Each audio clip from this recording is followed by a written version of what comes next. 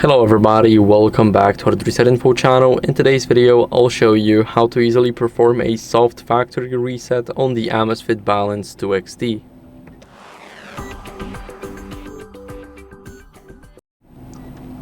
So first, what you guys want to do is go over and go to the settings. So tap on this button right here at the bottom on the right side, and here go to the settings. So after you go to the settings, what you guys want to do is go over to system. So the system is at the bottom.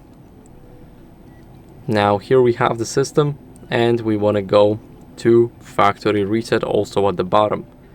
Here we want to confirm our factory reset. As you guys can see, however, you can choose to retain the following items. So you can keep local music, you can keep the map, app store apps, the watch faces, and workout histories. Now, after you're done, you can click on confirm, and that will basically perform a factory reset. So that's how you guys can do that. I hope this video was helpful. If it was, then leave a like, subscription, and a comment, and I'll see you in the next video. Bye.